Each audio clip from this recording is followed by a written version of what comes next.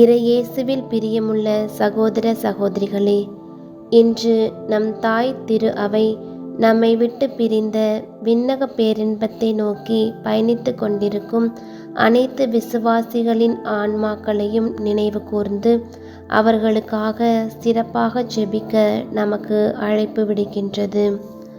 நேற்று நாம் அனைத்து புனிதர்களின் திருநாளை கொண்டாடினோம். அவர்கள் கடவுளோடு நித்திய பேரின்பத்தில் நிலைத்திருக்கிறார்கள். ஆனால் இன்று நாம் நினைவு கூர்வது விசுவாசத்தோடு இறந்து விண்ணகம் செல்ல முழு தகுதியடையாமல் தங்கள் பிழைகளுக்காக பரிகாரம் செய்து கொண்டிருக்கும் ஆன்மாக்களை. இதுவே நம்முடைய கத்தோலிக்க நம்பிக்கையில் உத்திரிப்பு நிலை என்று அழைக்கப்படுகின்றது.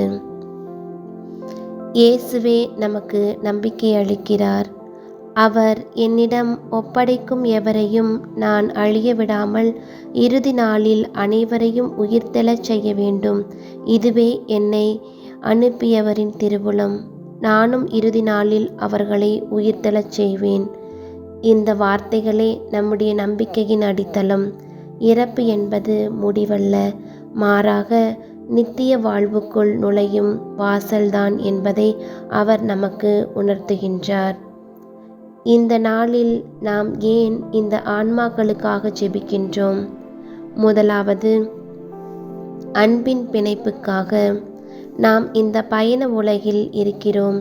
நம்மை விட்டு பிரிந்தவர்கள் ஒருவேளை உத்திரிப்பு நிலையில் இருக்கலாம்.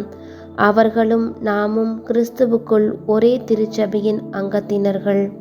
நம்முடைய ஜெபங்கள், திருப்பலிகள், நற்காரியங்கள் ஆகியவை அவர்கள் தூய்மை அடைந்து இறைவனின் முகத்தை காண உதவுவதாய் அமையும் என்று நம்புகின்றோம். அன்பு ஒருபோதும் மரிப்பதில்லை. நமது அன்பு அவர்களுக்கு பலன் அளிக்கும். இரண்டாவது, நமக்கு படிப்பினையாக. நாமும் ஒரு நாள் கல்லறையில் இறப்போம் என்ற உண்மை நமக்கு நினைவூட்டப்படுகிறது. இவ்வுலக வாழ்வு நிலையற்றது. நாம் வாழும் ஒவ்வொரு நொடியும் இறைவனுக்கும் பிறருக்கும் உகந்ததாய் அமைய வேண்டும். பாவத்திலிருந்து விலகி புண்ணியங்களில் வளர இந்த நாள் நமக்கு அழைப்பு விடுக்கின்றது. மூன்றாவது, கடவுளின் இரக்கத்தை வேண்டி. இறைவன் அளவற்ற இரக்கமுள்ளவர். மனிதர்கள் அனைவரும் விண்ணகம் செல்ல வேண்டும் என்பதே அவருடைய விருப்பம்.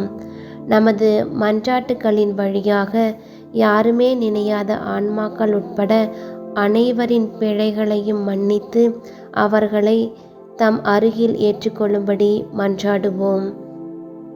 வாழ்க்கை என்பது இறைவன் நமக்கு தந்துள்ள உன்னதமான கொடை. இந்த மதிப்பு மிக்க மன்னக வாழ்வில் நாம் செய்யும் நற்செயல்கள் விண்ணக வாழ்வின் பரிசாகின்றது. இன்று நம் முன்னோர்களை நினைத்து பார்க்கும் நாளிலே அவர்கள் விட்டு சென்ற மதிப்பீடுகளை நமதாக்குவோம்.